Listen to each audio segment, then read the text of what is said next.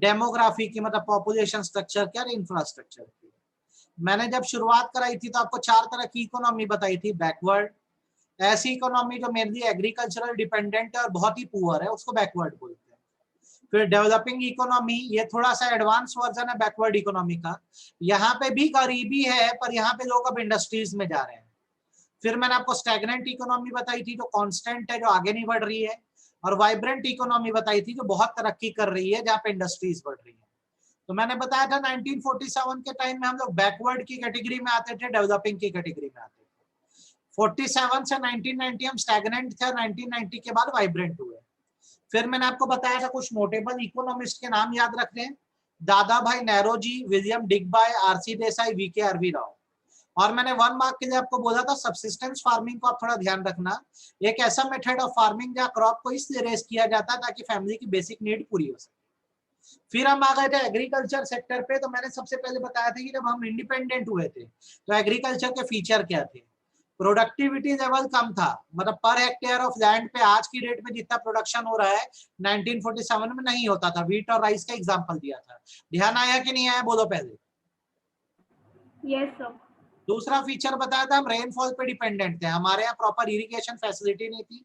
अच्छी बारिश होता था तो अच्छी फसलें होती थी, बारिश कम या ज्यादा हुई तो नुकसान होता था।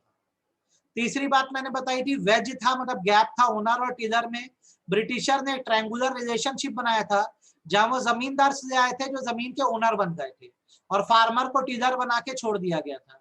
जो पैसा आता था जमींदार रखते थे, थोड़ा बहुत देते थे फार्मर को और टैक्स पटाते थे ब्रिटिशर को। ध्यान आया? Yes sir. और उसके बाद मैंने बताया था फार्मर्स की फ्रेगमेंटेड लैंड होल्डिंग थी, जमीन के छोटे छोटे टुकड़े थे जिसके कारण बड़े लेवल पे फार्मिंग नहीं हो पाती थी। ये हमने फीचर्स पढ़े थे किसके, एग्रीकल्चर के इंडिपेंडेंस के टाइम। फिर मैंने आपको बताया था आपको एक क्वेश्चन एग्जाम में आएगा कि आप रीजन बताइए कि एग्रीकल्चर ब्रिटिश रूल में बैकवर्ड क्यों रहा। तो 2 कारण मैंने आपको बताया था। एक जो जमींदारी सिस्टम था, ट्रायंगुलर रिलेशन, जहां ब्रिटिशर्स के सपोर्ट से जमींदार ओनर बन गए थे। वो फार्मर्स को क्या करते थे, उन्हीं की जमीन छीन के उनसे खेती करवाते थे, और जो पैसा आता था सारा हथिया देते थे, रख देते थे। ये लैंड रेवेन्यू सिस्टम या जमींदार सिस्टम था। और दूसरा मैंने आपको बताया फोर्स कमर्शियलाइजेशन ऑफ एग्रीकल्चर, कि जो ब्रिटिशर्स थे वो फार्मर को मजबूर किया करते थे कि वो केवल डाई या इंडिगो बनाएंगे, जो सारा का सारा ब्रिटेन भेजा जाएगा, और वहां से फिर कपड़े बना के जाके कहाँ बेचे जाएंगे, इंडिया में ही बेचे जाएंगे। ध्यान आया? क्लियर हुआ, हाँ या ना? Yes sir. कल हमने ये कर दिया था, पढ़ दिया था। आज हमें अब दूसरे सेक्टर के बारे में पढ़ना है। अभी स्कूल में जैसा कि आपने कल तक मुझे बताया था आप इसी सेक्टर पे थे, आप पढ़ोगे इंडस्ट्री के बारे में। पहली बात तो आप ये समझ लो, इंडस्ट्री की एक बेसिक मीनिंग अगर मैं बोलूं तो इंडस्ट्री बेसिकली उस प्लेस को बोलते हैं जहां पे ट्रांसफॉर्मेशन होता है। किस चीज का ट्रांसफॉर्मेशन होता है? सेमी फिनिश गुड्स का raw materials, sorry finish goods में। सही बात है गलत बात है, बोलो पहले। इंडस्ट्री ऐसी प्लेस है जहाँ सेमी फिनिश गुड्स से फिनिश गुड्स बनाए जाते हैं। सही बात है कि गलत बात है? Yes sir. अब हमको क्या पढ़ना है बेसिकली इंडस्ट्री में, कि इंडस्ट्री की क्या पोजीशन थी, क्या फीचर था ऑन ईव ऑफ इंडिपेंडेंस। जैसे एग्रीकल्चर में पढ़े सेम वैसे ही इंडस्ट्री की क्या पोजीशन थी। हर चीज को पूरा पूरा करते चलेंगे, एक भी चीज छोड़ेंगे नहीं, तो बहुत अच्छे से करना। Feature of industry on ewe of independence, जब हम आजाद हुए तो इंडस्ट्रीज के क्या फीचर थे, आपके लिए मैं लिख रहा हूं, एक एक करके समझना। Feature number 1, decay. आप भी चाहो तो नोट कर दो, डीके ऑफ हैंडीक्राफ्ट इंडस्ट्री। मैंने आपको कल भी ये बात बताया था कि हमारे यहाँ जो सबसे स्ट्रॉन्ग इंडस्ट्री थी मुगल्स की, वो हैंडीक्राफ्ट इंडस्ट्री थी। जब ब्रिटिश रूल आया तो उन्होंने कुछ ऐसे नियम बनाए कि हमारी हैंडीक्राफ्ट इंडस्ट्री डिस्ट्रॉय हो गई। ये फीचर नंबर 1 हुआ। बताओ कोई दिक्कत इसमें? कोई दिक्कत? डीके, सर एक बार फिर से बताओ तो। डीके मतलब डिस्ट्रक्शन होता है, जब आपसे एग्जाम में क्वेश्चन आएगा कि जब इंडिपेंडेंट हुए तो इंडस्ट्री के क्या फीचर थे, तो आप सबसे पहले बताना हमारी जो सबसे स्ट्रॉन्गेस्ट इंडस्ट्री थी हैंडीक्राफ्ट इंडस्ट्री, उसको ब्रिटिशर्स ने डिस्ट्रॉय कर दिया था। क्या कर दिया था? डिस्ट्रॉय Yes, कर। sir. ठीक है, आप इसको अगर लिखना चाहें तो ऐसे लिख सकते हैं कि ड्यूरिंग colonial era, colonial मतलब होता है British era, the misrules of British led to decline of handicraft industry. Britishers ने ऐसे रूल बनाए कि इंडिया की हैंडीक्राफ्ट इंडस्ट्री बर्बाद हो गई। बताओ फर्स्ट पॉइंट समझ आया कि नहीं है? Yes, sir. आगे समझ। सेकेंड फीचर हमारे इंडस्ट्री का जो था वो ये था कि there was limited growth of public sector enterprise. चलिए आप बताइए पब्लिक सेक्टर एंटरप्राइज किसको बोलते हैं? पब्लिक सेक्टर एंटरप्राइज किसको बोलते हैं? फटाफट बोलो, जवाब दो। किसको बोलते हैं पब्लिक सेक्टर एंटरप्राइज? जो गवर्नमेंट के अंदर आता है और पब्लिक के लिए काम करते हैं। 1947 के पहले हमारे देश में कौन था गवर्नमेंट? ब्रिटिशर थे कि नहीं थे? Yes, sir. तो आप इसमें इस पॉइंट को ऐसे लिखेंगे कि growth of public sector was confined,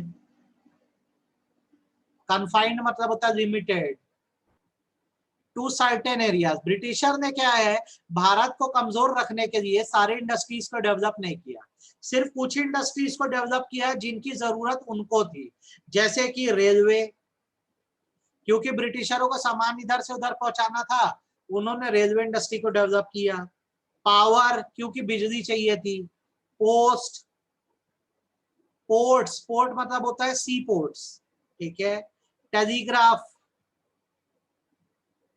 ये सबको ब्रिटिशर ने डेवलप किया। आपको एग्जाम में क्वेश्चन भी आता है कि ब्रिटिशर्स के टाइम पब्लिक सेक्टर इंडस्ट्रीज कौन कौन सी थी, आप याद रखना। रेलवे, पावर, पावर मतलब electricity, post, ports, railway, telegraphs. 2 point समझ आए कि सिर के ऊपर से गए? सर आगे समझ। आ गए?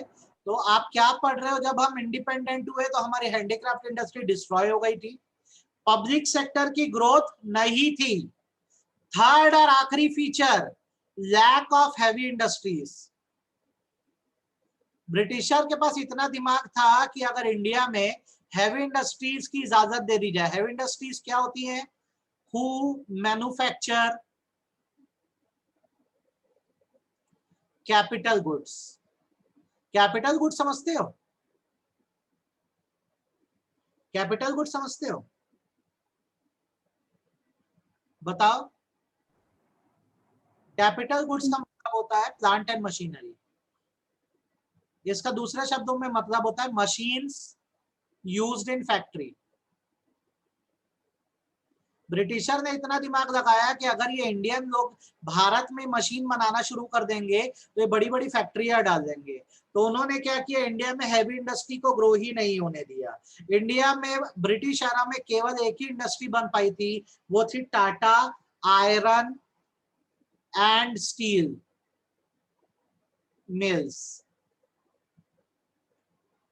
आपको इससे क्वेश्चन आता है, फर्स्ट आयरन इंडस्ट्री या फर्स्ट इंडस्ट्री इंडिया में कौन सी थी? तो आपका याद आंसर होगा was the first heavy industry in India. आपको पूछा था, आप लिख के आना Tata iron and steel mill या टिस्को लिख देना, TISOCO, तब भी एग्जामिनर समझ जाएगा। आपसे क्वेश्चन आएगा सबसे पहली हैवी इंडस्ट्री भारत में कौन सी थी ब्रिटिश एरा में, तो याद रखना Tata iron and steel mills थी, ठीक है। तो ब्रिटिशर क्या बोलते थे कि अगर किसी पर्सन को इंडिया में फैक्ट्री डालनी है, डाल भाई, लेकिन इसकी मशीन ब्रिटेन से मंगाना पड़ेगा। मशीन मंगाओ ब्रिटेन से इंडिया में, फिर यहाँ पे फैक्ट्री डाल के गुड्स बनाओ। तो मशीन इंडिया आते आते तक इतनी मेहनत हो जाती थी, ये इतनी महंगी हो जाती थी कि इंडियंस की हालत खराब हो जाती थी, वो फैक्ट्री डाल ही नहीं पाते थे। ये फंडा चलता था इंडिया में। बात समझ आई कि सिर के ऊपर से गई? कि एक और बार समझाना पड़ेगा कि समझ आ जाए? और आगे चलिए। इंडिया में वो लोग मशीन बनाने ही नहीं देते थे दूसरी फैक्ट्रियों के लिए, बोलते थे इंग्लैंड से मंगाओ मशीन। वो इतनी महंगी हो जाती थी, इंपोर्ट ड्यूटी लगा के वो खरीदना ही बंद कर देते थे। मशीन ही नहीं आएगी तो फैक्ट्री कहाँ डलेगी, फैक्ट्री नहीं डलेगी तो गुड्स नहीं बनेंगे। तो हमारे देश में इन्होंने ऐसे बर्बादी लाई। 3 फीचर याद रखना, हैंडीक्राफ्ट इंडस्ट्री बर्बाद हो गई थी, पब्लिक सेक्टर की उतनी ग्रोथ थी नहीं, और हैवी इंडस्ट्रीज को इन्होंने इंडिया में बढ़ने दिया नहीं। क्या आपको इस चीज में क्लैरिटी है कि नहीं? क्या यस सर। क्लैरिटी है कि नहीं? तो अगर आपसे क्वेश्चन आता है what are the feature of industry on of eve of independence, आप कर पाओगे कि नहीं कर पाओगे? Yes sir. दूसरा क्वेश्चन आता है आपको जो पूछता है, क्वेश्चन आंसर फॉर्म में इस चीज को बता रहा हूं आपको मैं, डिफाइन सिस्टमैटिक डी इंडस्ट्रियलाइजेशन।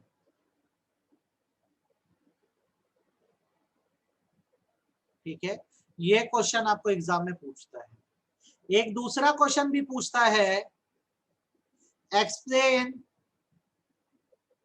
और ये वाला तो पूछता ही पूछता है, explain the reason for decay of handicraft industry. आपको मैम दिखाई भी होगी शायद, है ना? ये दिखाई है क्या क्वेश्चन? बोलो, मेरी आवाज क्लियरली आ रही है कि नहीं ये बताओ? Yes, sir. यस सर, आ रही है। बराबर एकदम टाइम पे रिस्पॉन्स करना। मुझे बताओ ये आपने स्कूल में किया है कि नहीं, क्वेश्चन या answer? Yes sir, question number 6, traditional handicraft were ruined under British rule, do you agree वाला। अब ध्यान से सुनना और एकदम अच्छे समझना। देखो बेटा, जब इंडस्ट्रियलाइजेशन वर्ड यूज होता है ना, ये इतना डीप वर्ड को हटा दो। इंडस्ट्रियलाइजेशन मतलब होता है इंडस्ट्रीज का बढ़ना। जब आप डी इंडस्ट्रियलाइजेशन वर्ड यूज करते हो ना, तो इसका मतलब होता है इंडस्ट्रीज का कम होना। तो जब आप ये वर्ड यूज करते हो सिस्टमैटिक डी इंडस्ट्रियलाइजेशन, तो इसका मतलब होता है decline in industries during British rule. British rule में इंडस्ट्रीज बर्बाद हुई, इसे ही कहा जाता है सिस्टमैटिक डी इंडस्ट्रियलाइजेशन। ठीक है, इसके बेसिकली 2 रीजंस माने गए। इसके 2 रीजंस माने गए हमारे देश में इंडस्ट्रीज के बर्बाद होने के। रीजन नंबर 1 माना गया डीके ऑफ हैंडीक्राफ्ट इंडस्ट्री। उन्होंने हमारी स्ट्रेंथ पे अटैक किया, उन्होंने हमारी हैंडीक्राफ्ट इंडस्ट्री को क्या कर दिया, बर्बाद कर दिया। दूसरा B, bleak growth of modern industry. नई इंडस्ट्री को बढ़ने भी नहीं दिया, मतलब हमारी ताकत को भी खत्म किया और नई इंडस्ट्री को इंडिया में ग्रो भी नहीं होने दिया, स्लो कर दिया। ब्लीक मतलब होता है स्लो। इस तरह से हमारे यहाँ इंडस्ट्रीज का डिक्लाइन हुआ। तो अगर आंसर आया डिफाइंड सिस्टमैटिक डी इंडस्ट्रियलाइजेशन, तो ये लिखना decline in industries during British rule. Reason 2 क्या क्या, हैंडीक्राफ्ट इंडस्ट्री को बर्बाद किया गया, दूसरा मॉडर्न इंडस्ट्री की ग्रोथ को स्लो कर दिया गया। कितना क्लैरिटी है ये बताओ, फटाक से बोलो कितना क्लैरिटी है? Yes sir. सर एक बार और समझा दीजिए। क्या समझाना बता अंश? सर उसके रीजन। अभी बताया है, कहूं धीरे धीरे करो, पहले ये समझ आया इंडस्ट्रीज कैसे बर्बाद हुई। कारण आपकी स्ट्रेंथ पे अटैक किया गया, आपकी ताकत ही हैंडीक्राफ्ट इंडस्ट्री। आप पूरी दुनिया में उसके लिए जाने जाते थे, ब्रिटिशर ने उसको बर्बाद कर दिया। तो आपकी जब ताकत को छीन लिया जाए तो आपके कुछ नहीं बचता है। दूसरा, आपको आगे बढ़ने का मौका नहीं देते थे। वो आप कोई नई इंडस्ट्री इंडिया में डालने जाओ, वो दुनिया भर की रोक लगा देते थे, परमिशन लगा देते थे, आप कुछ कर ही नहीं पाते थे। तो 2 तरह से बर्बादी याद रखना, हैंडीक्राफ्ट इंडस्ट्री को बर्बाद किया गया, दूसरा मॉडर्न इंडस्ट्री की ग्रोथ को क्या कर दिया गया, स्लो कर दिया गया। क्लियर है कि नहीं, हाँ या ना? अब अगला जो सवाल है उससे जो बहुत इंपॉर्टेंट है और ये रीजन को एक्सप्लेन किया जाता है कि क्या कारण थे कि इंडिया में हैंडीक्राफ्ट इंडस्ट्री डीके हो गई। डीके वर्ड का मतलब होता है डिस्ट्रॉय हो जाना, जब कोई चीज बर्बाद हो जाती है उसको डीके बोलते हैं। तो क्या कारण थे कि हमारी जो सबसे बड़ी ताकत थी हैंडीक्राफ्ट इंडस्ट्री वो बर्बाद हो गई थी? क्या ऐसे रीजंस थे? एक एक रीजन दे रहा हूं, ध्यान से समझना और अच्छे से सुनना। Reason number 1, discriminatory tariff policy. Tariff मतलब होता है टैक्स पॉलिसी। ठीक, किस प्रकार से आप ये समझो, जब एक इंडियन पर्सन कुछ भी इंपोर्ट करता था या कुछ भी एक्सपोर्ट करता था दूसरे देश में,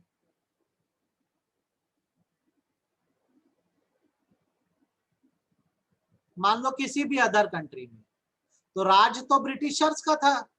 ये क्या करते थे, इस पर हैवी टैक्स लगा देते थे। अब टैक्स लगाने से क्या होता था, जैसे इंपोर्ट करने की बात आती थी, तो अगर हम कुछ को इंपोर्ट करते थे किसी चीज को, तो 100 रुपए का अगर सामान है तो उस पर टैक्स लगा दिया जाता था 150 रुपए का, तो वो चीज हमको 250 की पड़ जाती थी। तो हम डिस्करेज होके कुछ मंगवाते ही नहीं थे। और जब एक्सपोर्ट की बारी आती थी, तो जैसे हमने सामान बनाया 50 रुपए में, तो ब्रिटिशर उस पर टैक्स लगा देते थे जैसे 150 रुपए, तो सामान की कीमत हो जाती थी 200 रुपए। तो दूसरे देश के लोगों को महंगा लगता था, तो हमारा सामान खरीदना बंद कर दिया, तो हमारा एक्सपोर्ट बंद हो गया। तो ये हमारे साथ सिस्टम था कि हमारे इंपोर्ट और एक्सपोर्ट पे बहुत टैक्स लगता था। और रही बात ब्रिटिशर्स की, जो ब्रिटिश इंडस्ट्रीज इंडिया में थी, जब वो कुछ इंपोर्ट करते थे या वो कुछ एक्सपोर्ट करते थे दूसरे देशों से, तो ये टैक्स फ्री होता था। मतलब इस पे ब्रिटिश गवर्नमेंट कोई टैक्स नहीं देती थी। तो हम जिस चीज को दूसरे देश से इंपोर्ट करने पे 250 रुपए में पाते थे, सेम ब्रिटिशर उस चीज को कितने में मिल जाता था, उसको 100 रुपए में मिल जाता था। सिमिलरली जब वो एक्सपोर्ट करता था, तो क्योंकि उसके ऊपर कोई टैक्स नहीं था, तो सामान को 50 रुपए में एक्सपोर्ट करता था और हम 200 रुपए में करते थे। तो अब एक बात बताओ, जब एक फॉरेनर की मैं बात करूं, तो वो किसका सामान खरीदेगा? इंडियन का सामान खरीदेगा 200 रुपए में कि ब्रिटिशर का सामान खरीदेगा 50 रुपए में? आप बताओ। सब ब्रिटिशर ब्रिटिशर। तो उन्होंने ऐसे हैंडीक्राफ्ट को बर्बाद किया। हम जब भी कुछ इंपोर्ट एक्सपोर्ट करते थे, हैंडीक्राफ्ट का खूब टैक्स लगा देते थे ताकि हमारा सामान महंगा हो जाए और कोई खरीदे ही ना। और अपने सामान पे क्या टैक्स लगाते ही नहीं थे, तो उनका सामान सस्ते में मिलता था। सस्ते में मिलता था तो लोग खरीदते थे। कितना क्लियर है फर्स्ट पॉइंट? क्लियर है सर। अच्छे से।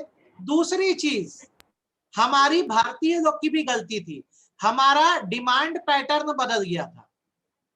न्यू पैटर्न ऑफ डिमांड पे हम लोग आ गए थे। क्या था, जब मुगल लोग थे, उनकी जो हैंडीक्राफ्ट इंडस्ट्री थी, मतलब जो इंडियंस लोग थे, वो क्या करते थे, क्या कपड़े बनाया करते थे? वो बनाते थे धोती, कुर्ता, ठीक है, खादी के कपड़े जो बहुत भारी होते थे।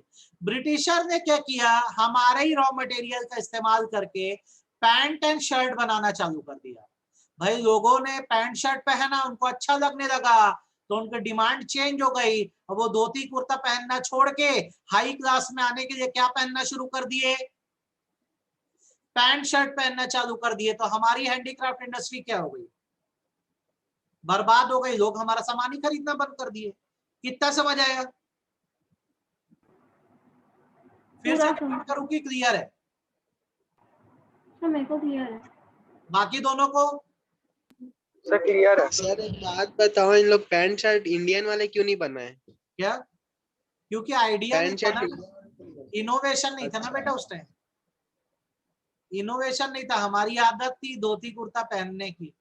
अब वो लोग भाई लोग आए, उन्होंने इंडिया में ट्रेंड चला दिया, अच्छा लगने लगा। पहले अपन मोमोज थोड़ी खाते थे, ये तो आया है बाहर से तब खाना चालू करे क्या? अब चाट गुपचुप से ज्यादा क्या चलता है इंडिया में?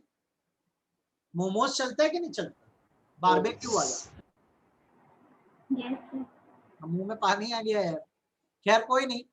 तो ये समझो हैंडीक्राफ्ट इंडस्ट्री बर्बाद कैसे हुई। सबसे पहला भयानक गलत टैक्स पॉलिसी थी, हम पे खूब टैक्स लगाते थे, उन पर कोई टैक्स नहीं लगता था। दूसरा, हमारे लोग ही हमारे कपड़े पहनना छोड़ दिए, पैंट शर्ट पहनना शुरू कर दिया, डिमांड पैटर्न बदल गया। बुक्स में भी यही चीज मिलेगी, नोट्स में भी यही चीज मिलेगी, समझ लो, पढ़ने में आसानी होगी। नेक्स्ट थिंग, उनके प्रोडक्ट मशीन मेड होते थे। क्या होते थे? मशीन मेड होते थे। हमारी जो हैंडीक्राफ्ट इंडस्ट्री थी इंडिया में, ये बेसिकली क्या करती थी? मैन मेड प्रोडक्ट बनाती थी, हाथ से सिलते थे कपड़ों को।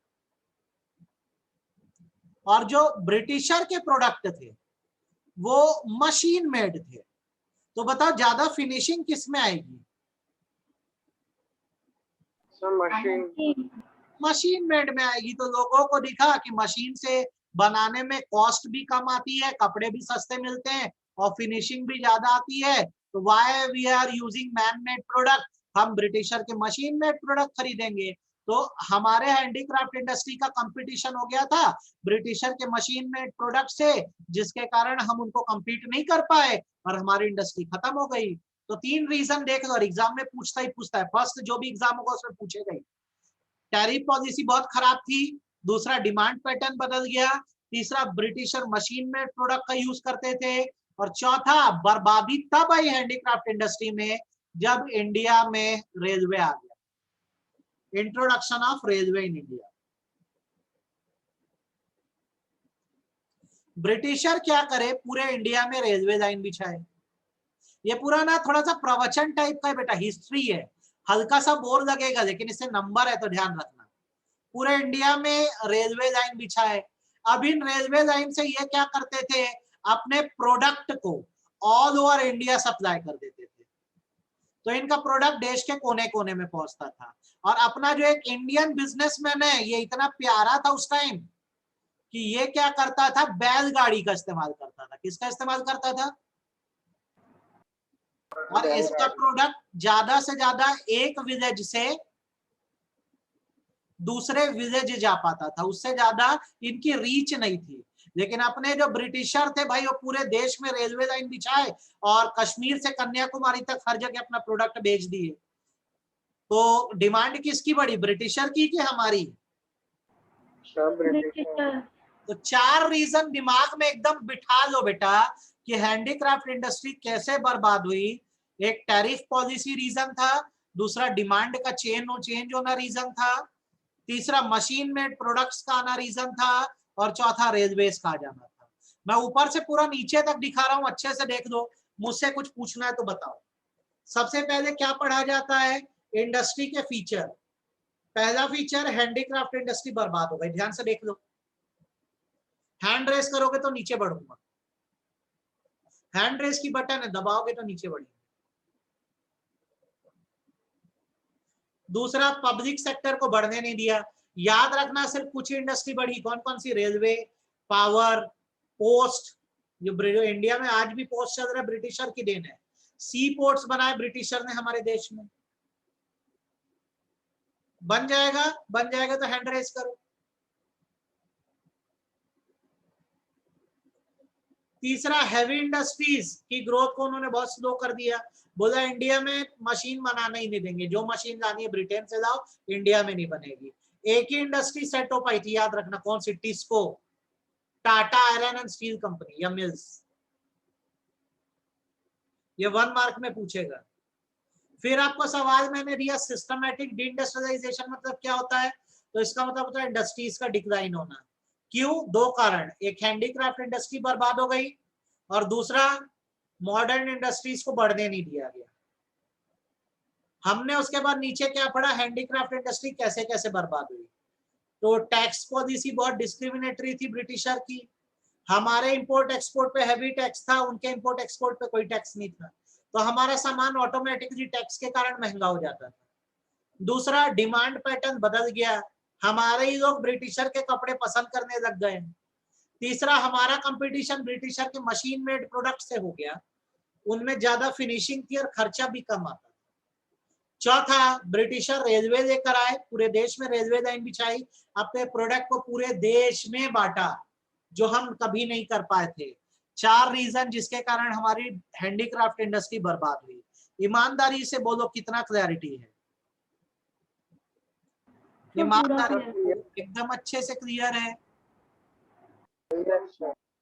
अगला क्वेश्चन आता है ऐसा, क्वेश्चन क्यों बोल रहा हूं पता है? क्योंकि ये कोर थ्योरी है, तो आपको क्वेश्चन भी पता होना चाहिए। ऐसा आता है, right a note on break growth of Indian industry.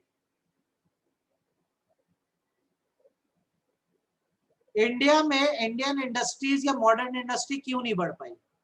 Handicraft के बारे में तो पढ़ दिए ना आपने पढ़ दिया हैंडीक्राफ्ट इंडस्ट्री कैसे बर्बाद हुई।